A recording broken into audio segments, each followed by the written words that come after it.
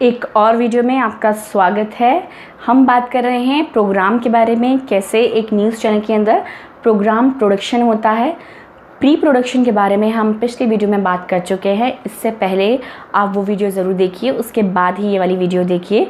इस वीडियो में हम बात करेंगे अपने पोस्ट प्रोडक्शन के बारे में कि पोस्ट प्रोडक्शन में कौन कौन सी चीज़ें आती हैं।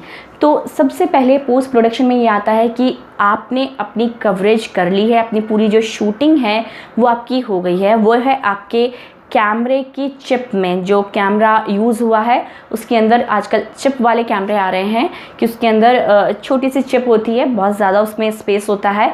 आपके 2-3 प्रोग्राम उसके अंदर आ सकते हैं, लेकिन एक बारी में एक ही प्रोग्राम करना चाहिए। कई बार मिसअंडरस्टैंडिंग हो जाती है और पिछली चीज़ कोई एडिट हो जाती है या उसके शॉर्ट्स आ जाते हैं। तो चिप को हमें लेके और वो सबसे पहले हमें इंजेस्ट कराना पड़ता है इंजेस्ट रूम में, सर्वर रूम, इंजेस्ट रूम। इसके बारे में मैं पहले बात कर चुकी हूँ।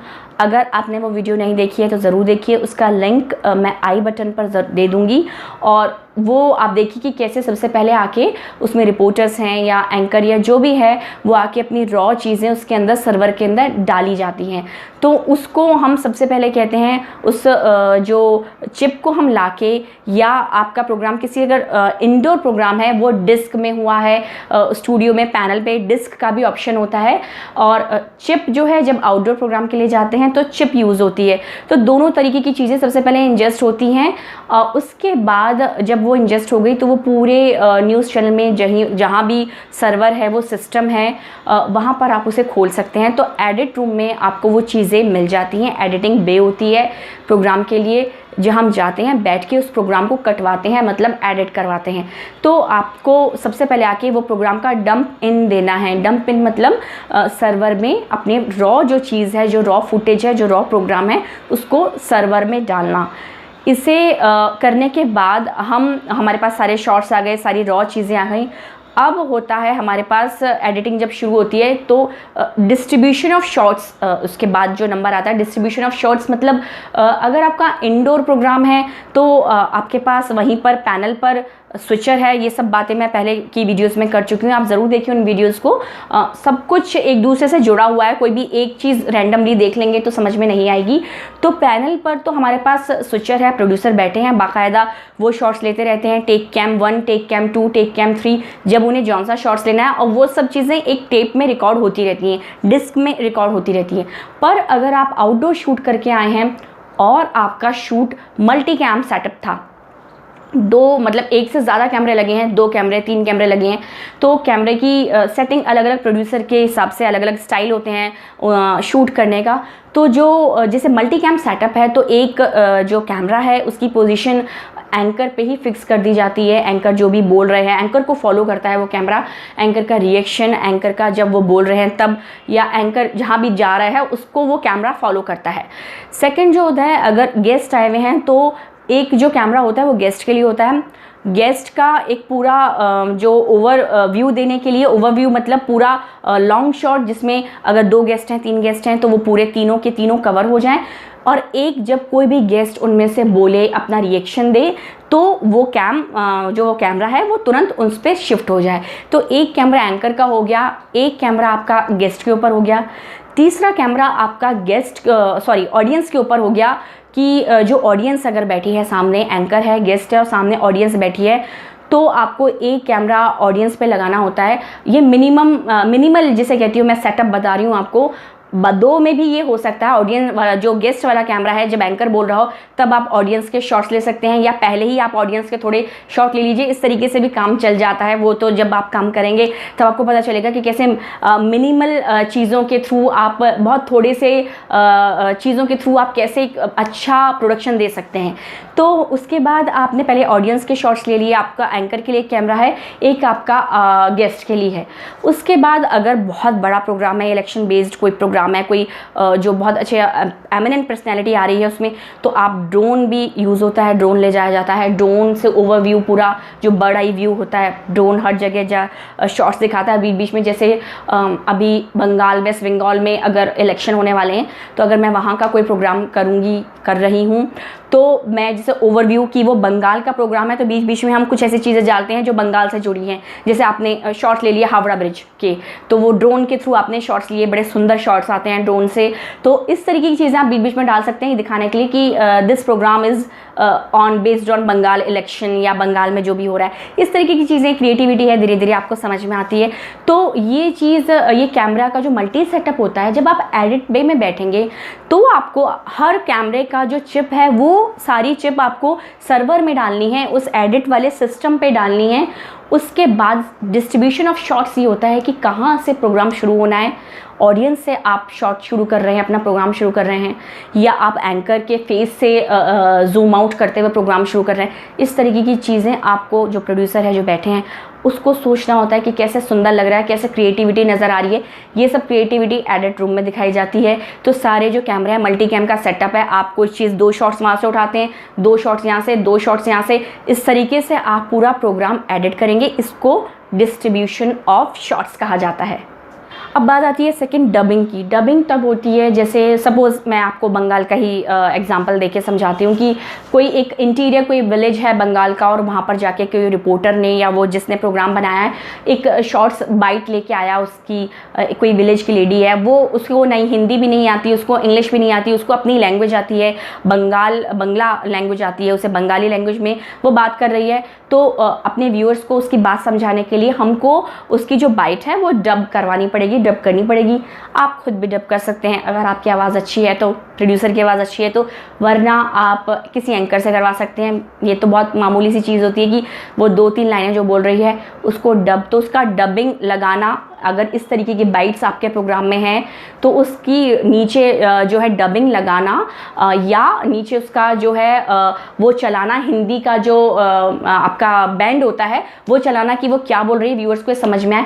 इस तरीके की चीज़ें होती हैं। तो ये भी पोस्ट प्रोडक्शन का हिस्सा होती हैं, एडिटिंग में ही ये लगाई जाती हैं। प्रोग्राम को अच्छा, इम्पैक्टफुल, क्रिएटिव बनाने के लिए उसमें बहुत तरीके की चीज़ें लगाई जाती हैं कि केवल बात सुनते सुनते कोई अगर व्यूअर है वो बोर हो सकता है।